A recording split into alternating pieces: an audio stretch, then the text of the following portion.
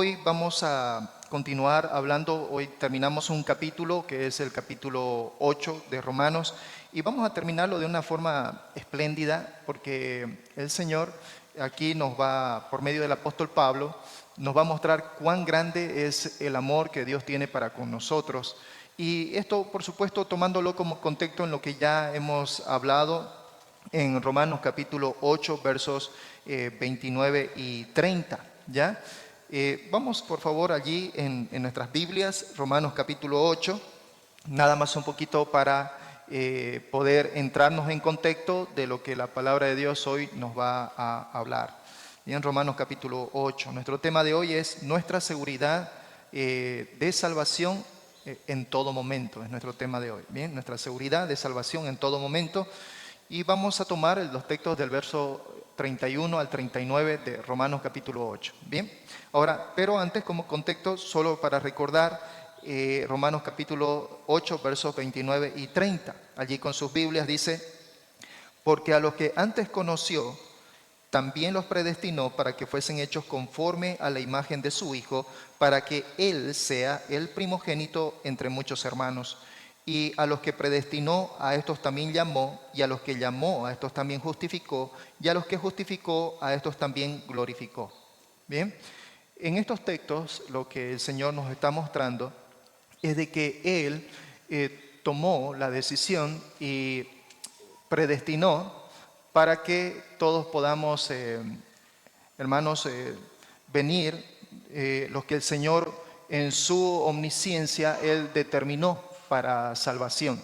Esto en algún momento nuestro hermano Timoteo, en estas 2-3 semanas anteriores, un poquito trató de manifestar y explicar acerca de lo que trata el tema de la predestinación. No es algo en lo que quisiera personalmente profundizar, pero el hecho es de que la palabra de Dios nos dice de que Él ya desde el principio de la creación del mundo nos conoció. Eso quiere decir, cuando habla del tema de que nos conoció, significa de que Él no es que tuvo de nosotros como un conocimiento teórico, algo vago, sino de que realmente nuestro Señor nos conoció a profundidad. Y lo más lindo de esto es que no nos conoció de forma colectiva, sino que nos ha conocido a nosotros de forma individual. Y esto para nosotros es importante destacar, ya que a veces nosotros podemos sufrir de una baja autoestima, nosotros podemos sufrir quizás de algún tema de depresión o de algunas situaciones, algunas circunstancias en las que pueden quizás a nosotros agarrar y hacernos ponernos en una de bajo perfil.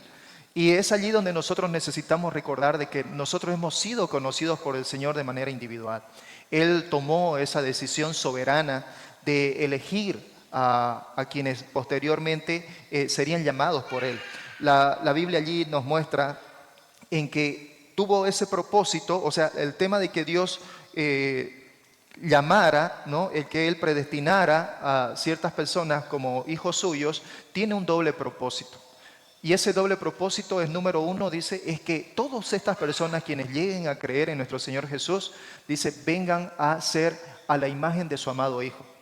Todos y cada uno de nosotros, quienes somos hijos del Señor, estamos llamados para venir a ser semejantes a nuestro Señor Jesucristo. Usted y yo. Y nosotros conocemos el ministerio que nuestro Señor Jesús realizó. Nosotros conocemos de que la palabra de Dios nos dice de que nuestro Señor Jesús fue sin pecado, no conoció pecado. La palabra de Dios nos dice de nuestro Señor Jesús que vivió una vida justa. Y conocemos los muchos atributos y la naturaleza de nuestro Señor Jesucristo. Y evidentemente nosotros somos seres humanos que estamos en cierta medida también ligados a nuestra vieja naturaleza. Pero el Señor es quien nos da poder, dice la palabra de Dios. O sea, todo creyente quien obra de acuerdo a la voluntad del Señor no lo hace en cierta medida en sus propias fuerzas, sino que lo hace bajo las fuerzas que el Señor le da al creyente. Como el apóstol Pablo, por ejemplo, allí mencionó, si no me equivoco, allí en la carta a los Corintios, cuando el apóstol Pablo dice que tenía esta enfermedad y ya 3 veces le había pedido al Señor y le había dicho, Señor, ayúdame con esto. Señor, ayúdame con esto. Al parecer estamos hablando de una enfermedad física que el apóstol Pablo tenía. Y 3 veces, dice el apóstol Pablo, le he rogado al Señor por esto. Y el Señor me dijo, bástate mi gracia, porque mi poder se perfecciona en tu debilidad. Así que todos nosotros como creyentes podemos entender, queridos hermanos, de que al igual que el apóstol Pablo, en nuestras debilidades el Señor también quiere ser glorificado. Y es allí, en realidad, cuanto más Él evidentemente se glorifica, cuando nosotros permitimos de que Él obre en esas áreas. El día jueves estuve con unos jóvenes del grupo de discipulado. Son jóvenes, ¿no? Con ese ímpetu, con ese vigor, con esas ganas de agarrar, de ir y vencer al mundo completo, ¿no? Y en un momento agarro y tengo que un poquito reflexionar con ellos y les digo, recordemos lo que dice Proverbios capítulo 3, verso 5, ¿no? Cuando de ahí la palabra dice, fíate de Jehová de todo tu corazón y no te apoyes en tu propia prudencia. Búscalo en todos tus caminos y Él dice, enderezará tus pasos. Así que es del creyente que no tiene que vivir en la confianza personal, sino más bien es el creyente, cada uno de nosotros, quien necesitamos depender del Señor en nuestro diario caminar. Así que el Señor, por un lado, dice que tiene este doble propósito. Uno es que Él nos ha llamado para que nosotros seamos a la imagen de su amado Hijo, de nuestro Señor Jesús. Y el otro propósito fundamental por el cual Él también nos ha llamado, dice la palabra, es para que nosotros demos una total preeminencia a nuestro Señor Jesucristo en nuestras vidas. Dice allí de que nuestro Señor Jesucristo sea preeminente, dice allí entre los primogénitos. En este sentido, quiere decir de que nuestro Señor Jesús, de acuerdo a la voluntad del Señor, es de que nuestro Señor Jesús va a ser exaltado. Vamos allí, por ejemplo, en nuestros textos en la Biblia, Filipenses capítulo 2, versos 9 al 11. Dice allí el texto, Filipenses capítulo 2, versos 9 al 11. Estas son palabras del apóstol Pablo escribiendo acerca de lo que ya Dios, el Padre Celestial, ha decidido y ha establecido en cuanto a lo que nuestro Señor Jesucristo recibirá. Dice allí en el texto Filipenses 2, 9 al 11, dice, por lo cual Dios también lo exaltó hasta lo sumo y le dio un nombre que es sobre todo nombre, para que en el nombre de Cristo Jesús se doble toda rodilla de los que están allá en los cielos, aquí en la tierra y debajo de la tierra, y toda lengua confiese que Jesucristo es el Señor, para gloria de Dios Padre. A nuestro Padre Celestial le place de que nuestro Señor Jesucristo sea glorificado, no solamente en la vida de los creyentes, sino que también nuestro Señor Jesucristo es glorificado en toda la creación. Y eso es por designio de nuestro Padre Celestial. Asimismo también Apocalipsis, cuando empieza allí, desde el mismo capítulo 4, menciona de que hay 24 ancianos quienes tienen coronas, dicen, sus cabezas, y cada uno de estos ancianos, dice, cada uno de ellos tiene su trono. Allí y ellos están sentados, dice, y en medio de ellos allí, dice, hay un trono. Y el que está sentado allí dice que tiene una imagen hermosa, resplandeciente. Y menciona de que estos 24 ancianos, en el verso 10 y 11, dice, se sientan de rodillas, se ponen de rodillas.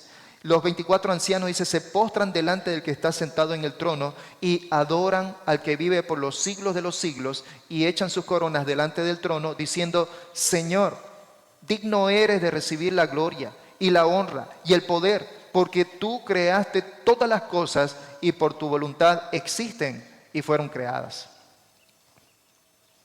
Hermano, un día nosotros estaremos, dice la palabra, allí delante de Él. Y por lo que vamos a leer en el verso 30, todos nosotros estaremos allí con cuerpos glorificados, y estaremos allí para adorar a nuestro Señor Jesús, para servir a nuestro Señor Jesús. Podremos verlo, dice allí la palabra a Él, cara a cara, face to face, ¿no? Cara a cara. Y le adoraremos. Le adoraremos. Usted y yo, en cierta medida, hermano, tenemos que estar alistando aquí nuestra tacuara, como decimos, ¿no? En nuestro Kanban, ¿no? En nuestra jerga. Tenemos que estar alistando nuestras tacuaras, porque, hermanos, estaremos allá nosotros para servir al Señor y para adorarlo también. Nada más se me quedó aquí en mi cabeza, y aún todavía eso sigue allí vigente cuando... Ustedes conocen mi dulce y tierna voz, que soy así en barítono, ¿no ves? Más o menos. Que alguna vez el profesor agarró y me dijo, joven, usted no sirve, bájese nomás, me dijo ahí en el colegio, me acuerdo aquella vez. ¿No? No da mi voz, ¿no? Y en el seminario tengo una clase que se llama la clase de coro. Así que yo llegué tranquilamente al profe, como es obligatorio, así que llegué y, profe, que me toque a mí de una vez para que yo agarre, cante y usted ya me lleve a biblioteca. Nomás me diga, joven, usted vaya nomás a biblioteca, ¿no? Y empecé a cantar y yo esperaba ya que el profe me diga, ¿no? Vaya nomás joven a biblioteca, pero nada, no me decía. Y le dije, profe, ¿a qué hora me va a decir que me vaya a biblioteca? No, me dice, ¿qué le voy a decir que se vaya a biblioteca? Usted se va a quedar. A ninguno nos mandó a biblioteca, ¿no? ¿Y por qué, profe? Si usted sabe mi voz, no doy para eso. No, hermano, recuerde que vamos a estar delante del Señor y le vamos a adorar. Así que usted aquí tiene que estar para empezar a ensayar lo que usted va a hacer allá, ¿no? Hermanos, a todos va a ser parte de nuestro servicio al Señor. Parte de nuestro servicio. Así que los 24 ancianos nos muestran allí de que ellos, dice, van a agarrar y van a estar allí de rodillas delante de nuestro Señor. El Señor nos dice allí en el verso 30 que Él nos ha predestinado. Y el predestinar significa de que esto es un acto divino allá que se efectuó en la eternidad pasada y que Dios lo ha fijado de antemano para el destino eterno de aquellos quienes Él ha redimido y a quienes va a redimir aún todavía quienes faltan. Él llamó, dice allí el verso 30. Quiere decir de que esto ha sido un acto soberano de Dios que efectuó en el tiempo por el cual Dios convoca para salvación a quienes Él se propuso salvar. También nos dice de que Él justificó. Quiere decir que Él nos declaró justos. No es de que nosotros nos mereciéramos el estar aquí. Es por su soberana voluntad. Y lo que aún todavía más me alienta es que dice que Dios eligió a lo vil, a lo menospreciado. Uno de ellos soy yo. Gracias a Dios. Lo vil y lo menospreciado Dios escogió. Usted no está aquí porque Dios haya visto en usted algunas cualidades hermosas y que destaquen frente a todos los demás. Usted y yo no estamos aquí por eso. Aquí usted y yo estamos porque el Señor, dice, eligió lo más vil y despreciado para que ellos podamos nosotros juntos glorificar al Señor. Y nos declaró justos. Y lo otro es que nos dice que Él nos glorificó. Esto nos dice a nosotros, aunque es algo de que aún no ha ocurrido, es algo que va a ocurrir en el futuro, pero que Dios ya lo toma prácticamente como un hecho. Para el Señor, dice, esto ya sucedió. Y eso es lo que para nosotros nos da la firmeza y la total confianza de que nosotros un día vamos a estar delante de Él con cuerpo glorificado. La palabra dice, seremos semejantes a Él. Así que esto, amados hermanos, es lo que nos habla del versos 29 y 30. Y en esta situación es que el apóstol Pablo comienza de los versos 31 al 39. Y acompáñenme por favor allí con sus Biblias, versos 31 al 39, porque de esto es justamente lo que se trata nuestra seguridad de salvación como creyentes. Dice allí el verso 31. ¿Qué pues diremos a esto? Si Dios es por nosotros, ¿quién contra nosotros? El que no escatimó ni a su propio Hijo, sino que lo entregó por todos nosotros, ¿cómo no nos dará también con Él todas las cosas? ¿Quién acusará a los escogidos de Dios? Dios es el que justifica. ¿Quién es el que condenará? Cristo es el que murió, mas aunque Él también resucitó, Él además está a la diestra de Dios, el que también intercede por nosotros. ¿Quién nos separará del amor de Cristo? ¿Tribulación o angustia, o persecución o hambre, o desnudez, o peligro o espada? Como está escrito, por causa de ti somos muertos todo el tiempo. Somos contados como ovejas de matadero. Antes en todas estas cosas somos más que vencedores por medio de aquel que nos amó, por lo cual estoy seguro de que ni la muerte, ni la vida, ni ángeles, ni principados, ni potestades, ni lo presente, ni lo porvenir, ni lo alto, ni lo profundo, ni ninguna otra cosa creada nos podrá separar del amor de Dios que es en Cristo Jesús, Señor nuestro. Así es que el apóstol Pablo en cierta medida está prácticamente dándonos como un himno de alabanza en cuanto a lo que nosotros como creyentes hemos recibido de gracia del Señor. Con esto prácticamente la palabra nos demuestra que nosotros estamos permanentemente en sus manos. Romanos 8:31 ya lo habíamos leído, dice, ¿qué pues diremos a esto? Si Dios es por nosotros, ¿quién contra nosotros? Allí nos dice este texto, ¿no? Así que dice allí en el verso 31, ¿qué pues diremos a esto en cuanto a lo que ya hemos venido hablando, ¿no? Con todo esto lo que nos ha hablado desde el verso 28 hasta el 30, ¿no? ¿Qué pues diremos a esto? Viene a ser en él una respuesta positiva del apóstol Pablo en lo que él va a continuar hablándonos. Y nos dice que no hay ningún adversario que es lo suficientemente poderoso para nosotros para derrotarnos, ¿no? No hay ningún adversario, ¿no? Si Dios es por nosotros, ¿quién contra nosotros? Si Dios está por nosotros, ¿qué es lo que realmente podría librarnos de Él? Porque la palabra nos muestra de que Él es poderoso, por tanto nosotros estando en su mano, estamos seguros. No hay mejor lugar donde nosotros podamos estar que estando en Él. No hay nadie, ningún adversario, ni aun el mismo Satanás, que es el príncipe de este mundo, ni aun siquiera él es lo suficientemente poderoso para poder derrotarnos a nosotros. Y allí es donde el verso 32 también nos dice, el que no escatimó ni a su propio Hijo. Esto en realidad lo que está queriendo decir es que aquel que ni siquiera perdonó a su propio Hijo. Esa es la forma en la cual nosotros podemos traducir este texto. Aquel que ni siquiera perdonó ni a su propio Hijo. Aquel que agarró e hizo aquello que era lo más grande que podría hacer por amor de la humanidad. Yo no sé qué usted podría hacer por amor hacia alguien. Por lo menos el texto en la palabra nos dice que alguno tal vez osaría morir por el bueno. ¿Qué es lo que estaríamos dispuestos a hacer? ¿Qué es lo que estaríamos dispuestos a hacer por aquel que amamos o por aquellos a quienes amamos? La palabra aquí nos muestra que aquel que no escatimó ni aun siquiera a su propio Hijo, lo cual quiere decir de que nuestro Dios que nos amó y en esa demostración de amor nos hizo aquello que es lo más sublime y lo más grande, no escatimó nada, sino que hizo aún lo mayor que pudo haber hecho, que fue darnos a su amado Hijo. Su Hijo Jesús murió en la cruz por nosotros. Y en este contexto lo que podemos entender es que si Él dio aquello que es lo más mayor que Él pudo haber dado, entonces ¿cómo Él no podría darnos lo menor que nosotros necesitamos? Si Él dio lo más que pudo haber dado, ¿cómo no puede darnos a nosotros aquello que es aún menor? Eso es lo que la palabra allí nos está diciendo. Así es que Él dio a nuestro Señor Jesús como sacrificio por nuestros pecados. Así es que de la misma manera Él puede darnos a nosotros de regalo de gracia todas las demás cosas. Todas las demás cosas nosotros podemos tener de Él. Así es que más adelante continúa, dice, sino que lo entregó por todos nosotros. Así que esa palabra entregó es una palabra griego para paredoken, esa palabra en griego, que significa entregar, abandonar, ¿no? Dios puso allí sobre nuestro Señor Jesucristo todo el peso de nuestra condenación. Esa palabra allí dice que Dios entregó allí. Y esa palabra paredoken es esa palabra que es entregar. Esa palabra que significa para nosotros abandonar. Nuestro Señor puso sobre nuestro Señor Jesucristo. Toda esa carga de la condenación del pecado lo puso sobre Él. Primera de Pedro 2:24. Estamos ahora aquí en este primer punto de que Dios está a favor de nosotros, según el verso 31 y 32. Primera de Pedro 2:24 nos dice allí, quien llevó Él mismo todos nuestros pecados en su cuerpo sobre el madero, para que nosotros, estando muertos a los pecados, vivamos a la justicia, y por cuya herida fuisteis sanados.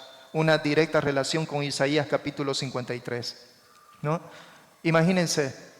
A mí siempre que reflexiono en esta parte y lo comparto cuando estamos allí compartiendo nuestra fe con las personas, siempre se me viene a mí este texto en el que nuestro Señor Jesús dijo, Elí, Elí, lama sabactani, ¿no? Esta voz griega en arameo, Dios mío, ¿por qué me has desamparado?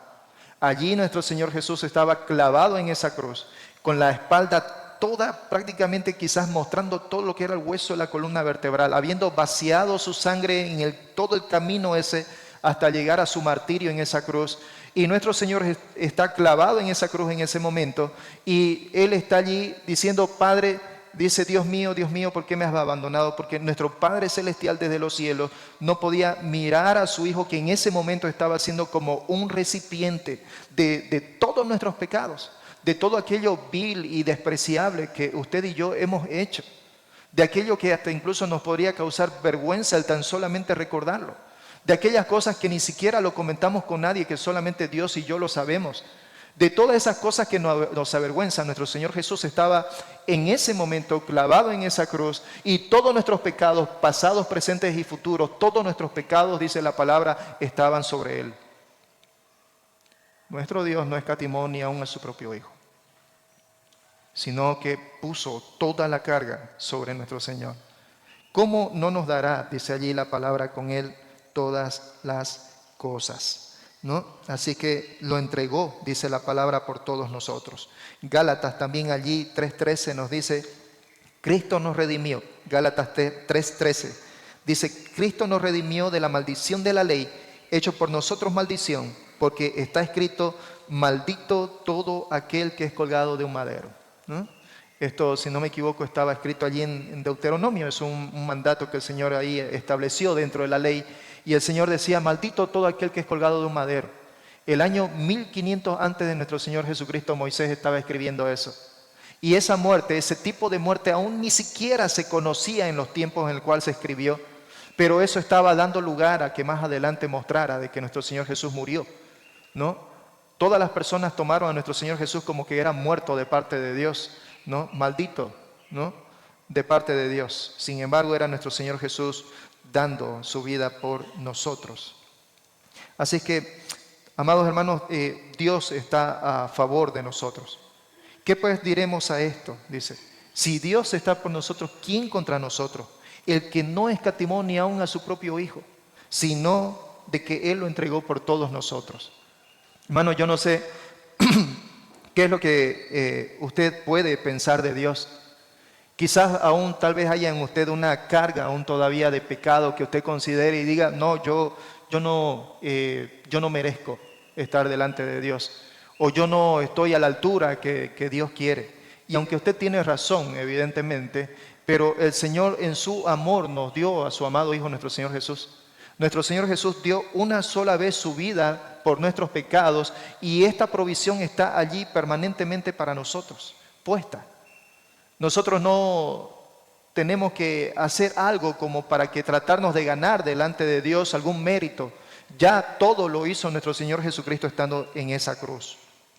Así que el punto número 2 nos dice allí de que nadie puede condenarnos. Y esto está en los versos 33 y 34. Nos dice allí el texto en los versos 33 y 34. Dice, ¿quién acusará a los escogidos? ¿Quién acusará a los escogidos de Dios? Dios es el que justifica. ¿Quién es el que condenará? Cristo es el que murió, mas aún también el que resucitó, el que además está a la diestra de Dios, el que también intercede por nosotros. Así es que la palabra allí nos muestra quién acusará a los escogidos, o en realidad la forma en que podríamos nosotros traducir esto es quién tendrá algún cargo legal contra los escogidos de Dios, ¿no? ¿Quién podrá tener un cargo legal contra los escogidos de Dios? Y bueno, allí el Señor lo dice por medio de Pablo de una forma muy tajante y también definitiva. Nos dice, Dios es el que justifica, ¿no? Él es el que ha declarado justo. Él es el único quien podría acusar. Es el único quien podría acusarnos porque Él es el juez eterno, dice la Biblia. Pero también es Él quien nos declaró a nosotros como justos a quienes Él ha elegido. Así que, hermano, bajo esta palabra del Señor, nosotros podemos aferrarnos a Él. No hay nadie, dice la Biblia, quien pueda condenarnos. Aunque Satanás está allí también listo para agarrar y acusarnos, porque Satanás significa acusador, ¿no? Un ser que está allí, busca estar delante de Dios para acusarnos delante de Él. Sin embargo, aquí la palabra nos indica de que Dios fue quien nos declaró justos a nosotros. Y no es de que usted y yo hemos sido declarados justos por lo que nosotros hemos hecho, sino de que fuimos declarados justos por lo que Jesús hizo allí en esa cruz por nosotros. Usted y yo hemos sido declarados justos. Y aunque nosotros hemos recibido el Espíritu Santo y ya el Señor nos ha declarado justos, sin embargo, nuestro caminar en el Señor es lo que Él nos lleva a nosotros en que vamos en camino de santidad. Como dice su palabra allí en Efesios 4:13. Un mismo Dios, un mismo Espíritu y un propósito de Dios en el que cada día nos parezcamos más a la imagen de su amado Hijo.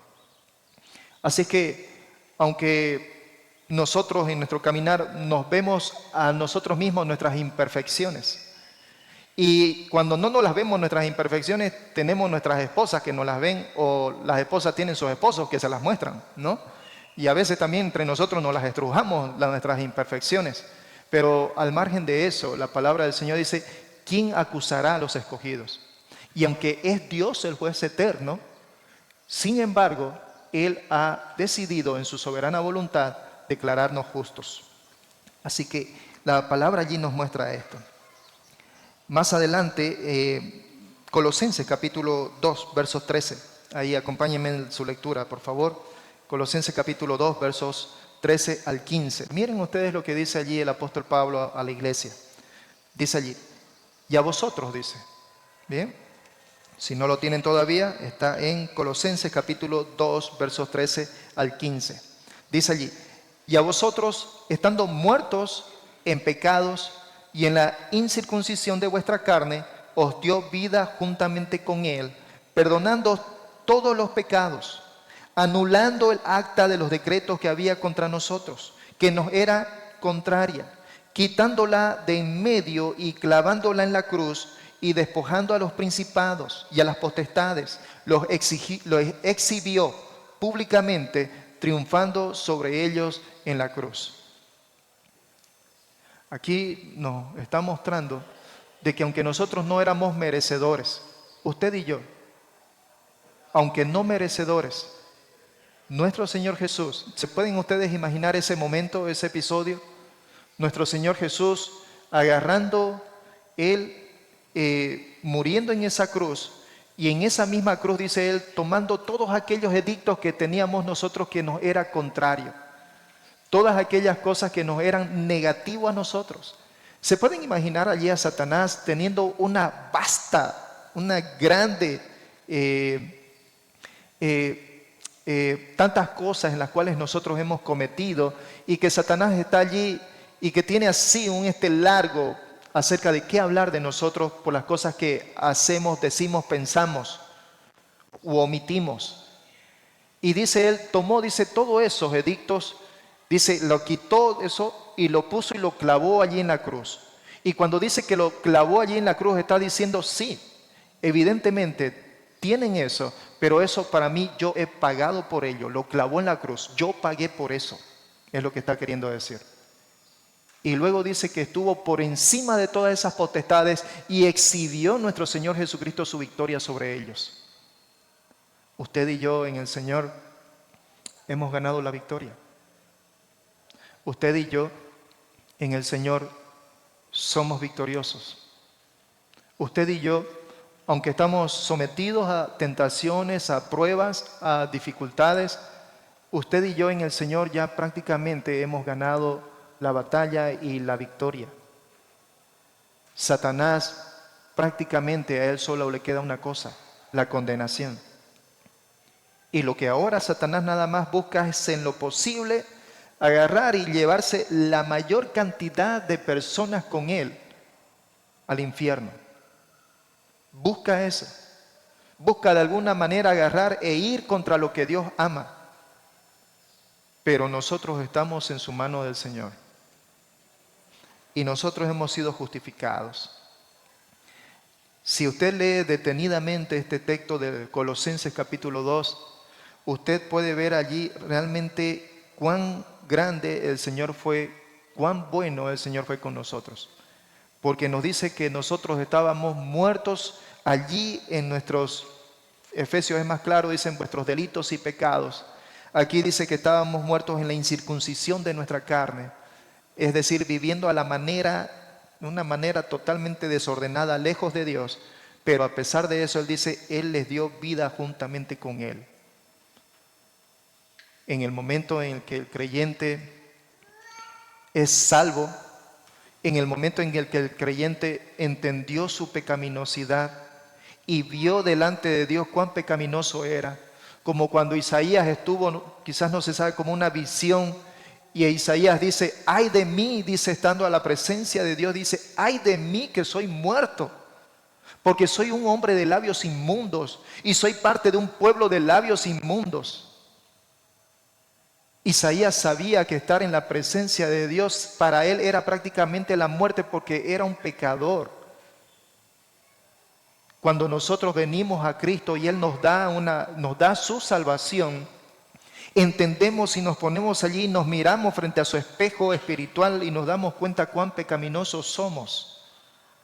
Y lo único que lleva al creyente es simplemente a tener más allá una actitud de un profundo agradecimiento, viviendo de acuerdo a como Dios ha establecido en la cual debemos de vivir.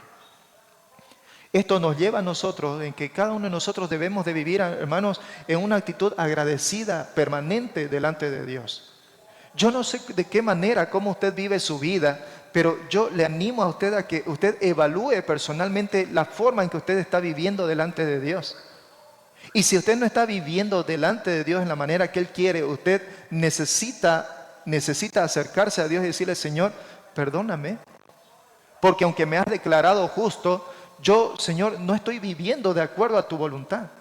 Yo estoy viviendo o he estado viviendo de acuerdo a la manera en mi propia vida que he querido, pero yo sé de que eso no puede continuar así. Él nos declaró justos.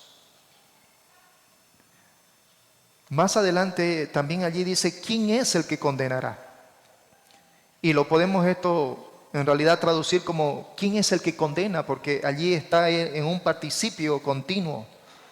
Y en realidad está queriendo decir: ¿quién es el que condena? Así que la respuesta allí de Pablo es: el único que puede condenar es Cristo Jesús. Porque dice allí: Él es el que murió. Y aún más dice: Él es el que resucitó. Y quien está a la diestra de Dios y quien intercede por nosotros. La palabra de Dios allí muestra a nuestro Señor Jesús como aquel que dio su vida, pero no solamente dio su vida. En realidad lo que nos demuestra a nosotros la victoria de nuestro Señor Jesús es que Él resucitó. Todos y cada uno de nosotros estamos aquí porque Él resucitó, y eso fue la demostración de lo que Él realmente dijo que era. Él dijo: el Padre y yo uno somos. El Padre y yo uno somos. En todo momento Jesús afirmó su divinidad, de que Él era Dios, Él era igual a Dios. Y con su resurrección nuestro Señor confirmó todo aquello que había dicho. Porque de acuerdo a todo lo que Jesús hizo y dijo, nosotros podríamos considerar a Jesús desde tres perspectivas: de que estaba loco, un demente de esos, o tal vez de que era, si hablamos de mentiroso, podría ser el peor, el hombre más perverso a nivel de mentira. O lo otro que podríamos decir acerca de Jesús es que realmente Él fue quien dijo lo que Él era. Y con su resurrección nuestro Señor Jesús nos demuestra eso. Él no solamente quedó aquí en esa cruz, Él no solamente quedó allí en esa tumba, sino lo más importante para nosotros es que nuestro Señor Jesucristo resucitó. Y la palabra de Dios nos dice ahora de que Él está cumpliendo un papel sumo sacerdotal. Él está, dice, ahora ya en la diestra de Dios. Y Hebreo nos dice acerca de Él de que Él eso lo hace allá más grande que los ángeles, más grande que Moisés, más grande que Aarón. ¿Por qué más grande que Aarón? ¿Por qué más grande que los sumos sacerdotes quienes estuvieron antes de nuestro Señor Jesús? Porque todo sumo sacerdote, de acuerdo a la ley, antes de interceder por el pueblo, primero tenía que por sí mismo dar sacrificio delante de Dios. Él, como intercesor, primeramente tenía que llegar delante de Dios y hacer un sacrificio primero por sus pecados. Y luego ya estaba en la condición y apto para agarrar y hacer el sacrificio por el pueblo en intercesión. Nuestro Señor Jesucristo, dice la palabra, Él dio su propia vida. Pero no solamente quedó allí en la muerte, Él resucitó y ahora, dice la palabra, Él está en la diestra de nuestro Padre Celestial, intercediendo por cada uno de nosotros. Allí cuando usted ha cometido algo, cuando usted ha cometido un pecado y Satanás va allí delante y le dice: mira a tu hijo lo que ha hecho. Nuestro Señor Jesús dice allí, se pone de pie y dice: yo di mi vida y mi sangre por él. Él es nuestro abogado. Él es nuestro intercesor. No con la idea de que entonces nosotros, bueno, hagamos lo que nos dé la gana entonces, ¿no? Ya hemos visto en los anteriores versículos en el que dice de que perseveraremos en el pecado para que la gracia abunde. De ninguna manera. Porque si nuestro Señor Jesucristo nos sacó, en el tema de agorazo, etzagorazo y lutro, que viene a ser de que Él nos redimió, nos compró con su sangre, pero nos compró, dice, con el fin de darnos libertad. Y en esa libertad dice que nosotros estamos en esa comunión con Él. Así que, ¿quién es el que condenará? Si bien es nuestro Señor Jesús, evidentemente el que condenará, pero no a sus hermanos, no a aquellos por quienes Él murió. Así que el punto número 3 nos dice allí: nada puede separarnos del amor de Cristo. versos 35 y 36. Acompáñeme allí, por favor. Dice, ¿quién nos separará del amor de Cristo? ¿Tribulación, angustia, persecución o hambre o desnudez o peligro o espada? ¿Quién nos podrá, dice allí, separar de su amor? ¿No? ¿Quién nos podrá separar? Así que vemos aquí el amor de Cristo. No se refiere esto del amor del creyente hacia nuestro Señor Jesucristo, sino que se refiere del amor de nuestro Señor Jesucristo hacia nosotros. ¿Quién nos va a separar de Él?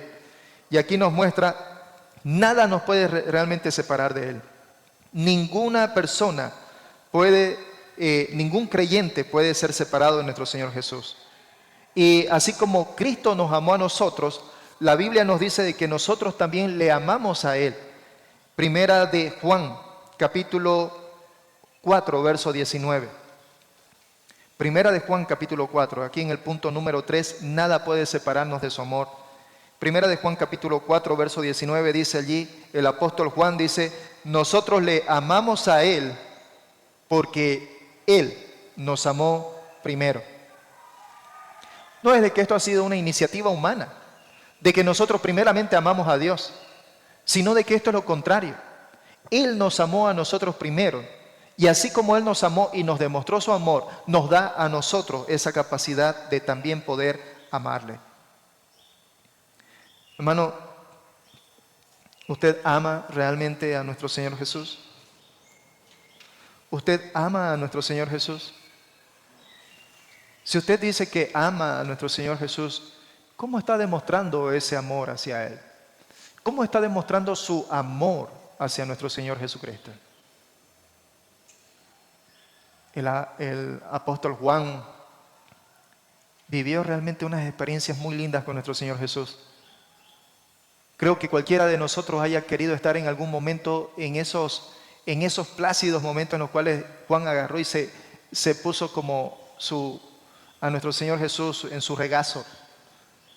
¿Se pueden imaginar allí nuestro Señor Jesús, Dios allí en persona, y Juan, el apóstol ahí, el joven allí, él poniéndose en el regazo de nuestro Señor Jesús? Juan fue testigo de las inmensas y grandes cosas que hizo nuestro Señor. Y en base a esa experiencia que él tuvo, él dice, nosotros le amamos a Él, porque Él fue quien nos amó a nosotros primero. Hermano, usted y yo podemos también, al igual que Juan, aunque no lo tenemos a Jesús personalmente, pero nosotros podemos disfrutar de su presencia de forma diaria en la relación que Él tiene con nosotros. Usted y yo podemos disfrutar de esa relación diaria. Si usted tiene permanentemente el ceño fruncido, como que mirando a todo mundo como enemigo, si usted está permanentemente así, mostrando mala cara, si usted está permanentemente, como dice ahí, con la jeta, ¿no?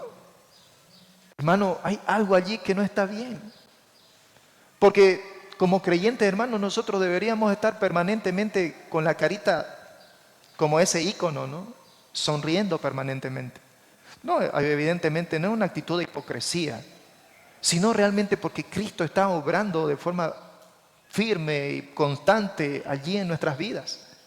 Pero el Señor lo va a hacer en la medida en que nosotros lo permitamos. Si nosotros no permitimos que el Señor Jesucristo haga eso, nosotros estaremos pues evidentemente así con una jeta larga, con una actitud allí de amargura, de rencor, de enojo. Todo aquel que dice que ama a Jesús debe estar con un rostro resplandeciente.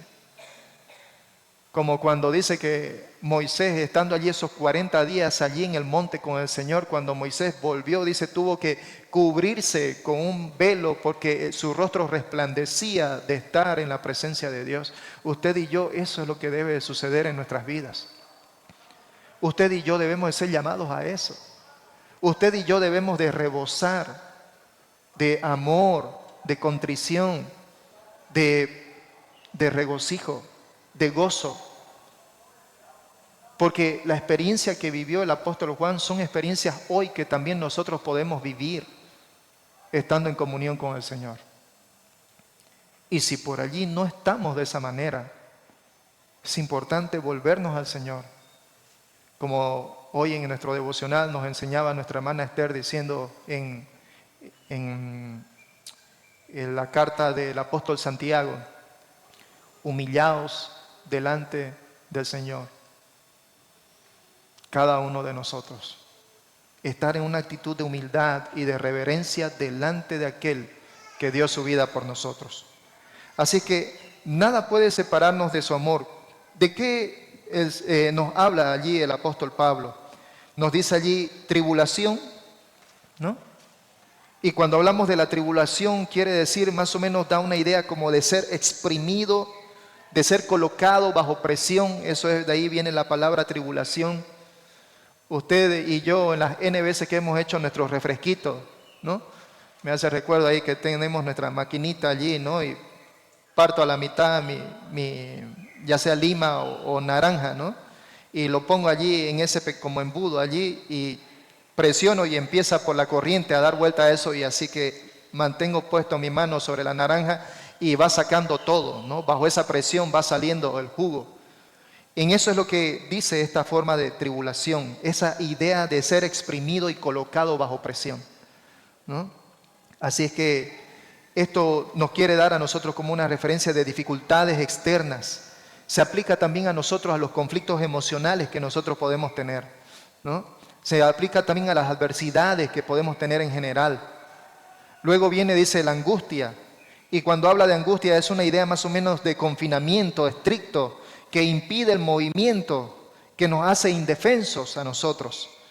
Así que en estas circunstancias, dice un creyente, lo que hace es confiar en el Señor y orar pidiendo la fuerza para resistir. Allí está 1 Corintios capítulo 10, verso 13.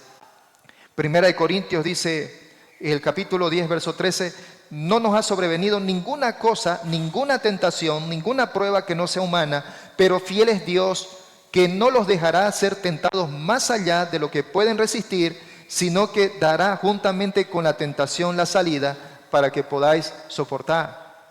Esto es claramente hacia cuando nosotros podemos estar en momentos de angustia, en momentos de tentaciones, en momentos de pruebas, en momentos difíciles para nosotros. La palabra de Dios dice allí de que Dios en su fidelidad, Él no va a permitir de que estas cosas que nos vienen de manera externa hacia nosotros, dice, no va a permitir que nos lleven más allá de nuestra capacidad que podemos aguantar. Así que cuando a usted o a mí nos vienen situaciones realmente complicadas y duras, podemos entender de que Dios de antemano ya lo sabe y que Él no va a permitir de que nosotros lleguemos más allá de lo que podemos aguantar. Yo me admiro mucho cuando leemos allí a Job. Cuando este hombre, siendo, dice allí la palabra, un hombre rico, en un solo día, sus siervos murieron, sus ganados, sus animales fueron robados, cayeron del cielo como formas de fuego, no sé qué cosa allí que cayeron, algo sobrenatural. Pero además de eso, que para mí me quebrantaría totalmente, yo personalmente no lo aguantaría, en él sus 10 hijos murieron en una sola. Y lo único que él agarró fue simplemente rasgar sus vestiduras y llorar, pero decir también, desnudo salí del vientre de mi madre y desnudo voy a volver de nuevo a la muerte. Hermano, qué presión, qué olla de presión más fuerte que vivió Job. Pero a la vez qué demostración de integridad de este gran hombre. Así es como Job vivió esa situación, de la misma manera nosotros pasaremos por situaciones difíciles en nuestras vidas. Pero podemos tener la completa seguridad de que Dios es quien está allí con nosotros y que no va a permitir ninguna cosa más de lo que nosotros podamos soportar. Dice que no es que Él dé la tentación a propósito, pero dice que juntamente con la tentación que vienen a raíz de nuestras concupiscencias, pero dice que con la tentación Él está allí listo del otro lado para agarrar y abrirnos la puerta de salida.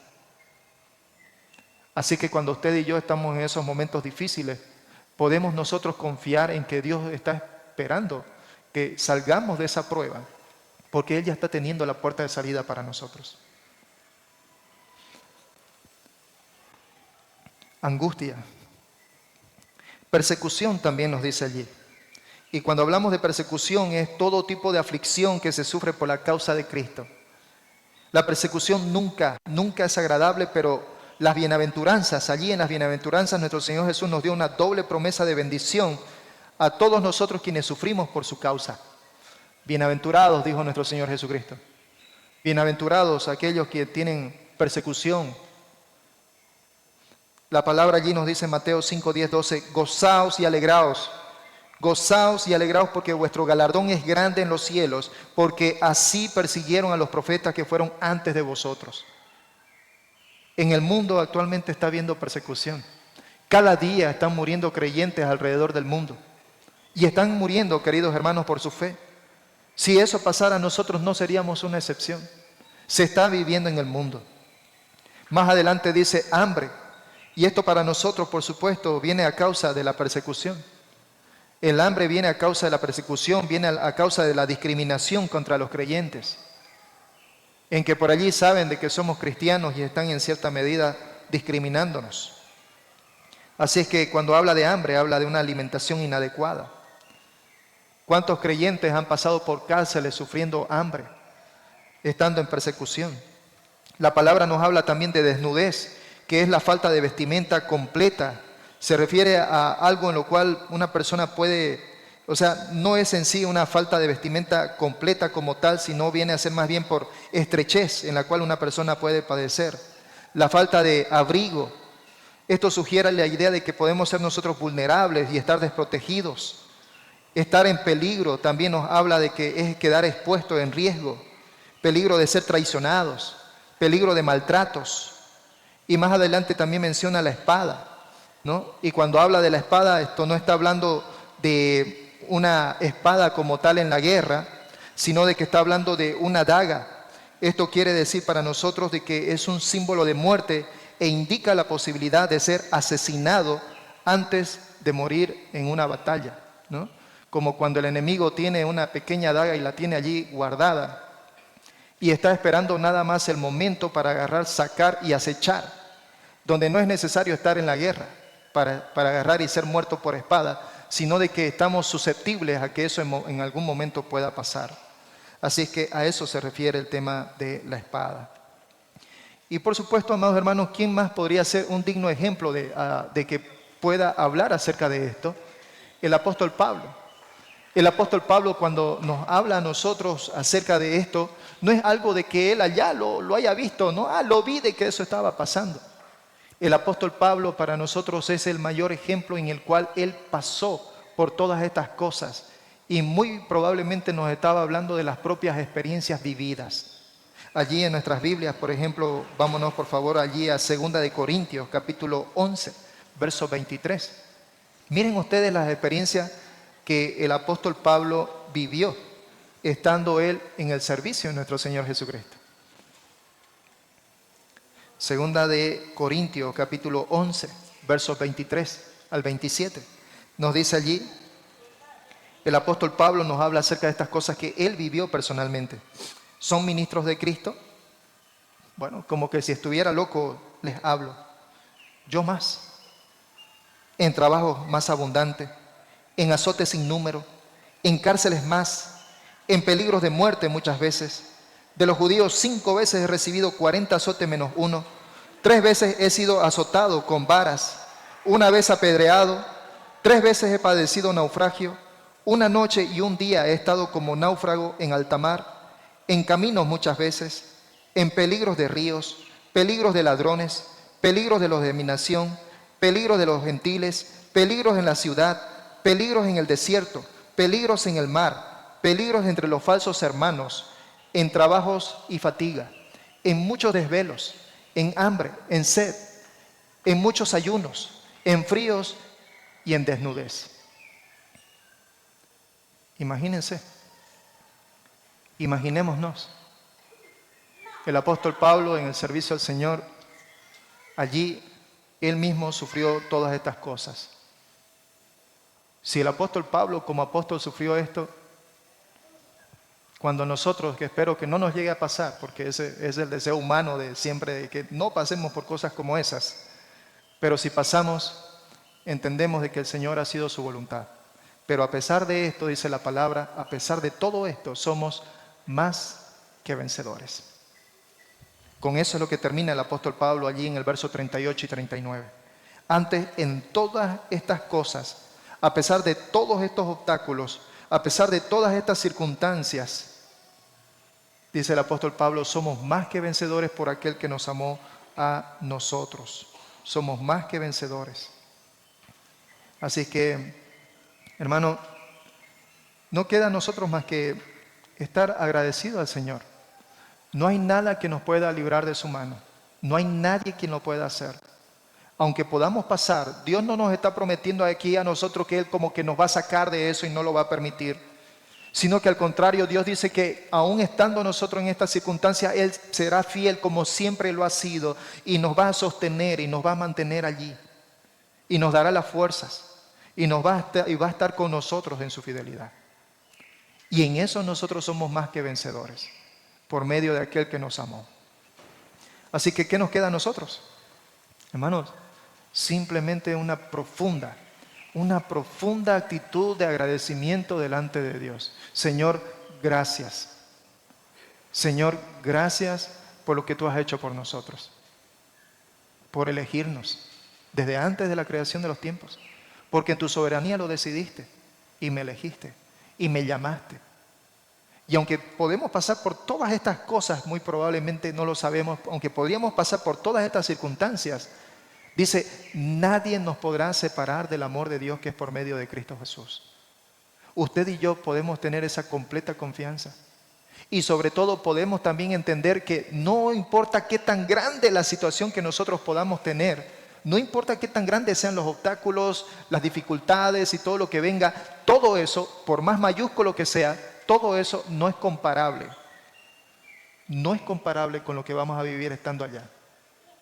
En el cual Apocalipsis dice, todas aquellas cosas pasaron. He aquí todas son hechas nuevas.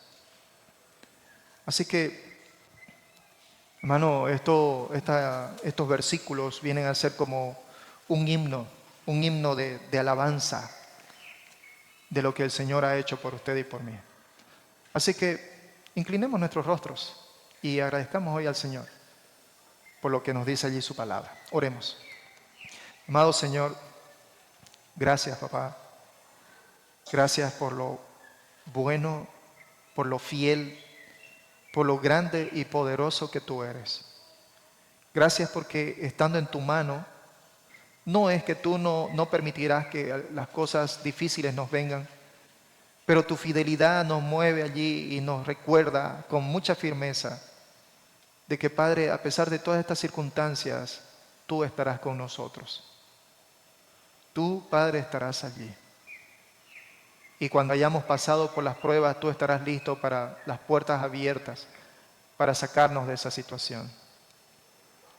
Y aun a pesar de que probablemente algunos creyentes o muchos creyentes puedan morir por su fe, Padre, todo ese sufrimiento, todas esas circunstancias adversas, ninguna de ellas son comparables con la gloria eterna en la cual disfrutaremos estando en tu presencia. Señor, ayúdanos. Señor, ayúdanos a entender. Señor, danos claridad. Pon esto en nuestra mente, en nuestro corazón, como un ancla firme en el cual permanentemente podamos disfrutar de tu fidelidad, entendiendo que cualquier cosa que nos pase, tú estás presente. Gracias por ello. En el nombre de tu amado Hijo Jesús. Amén.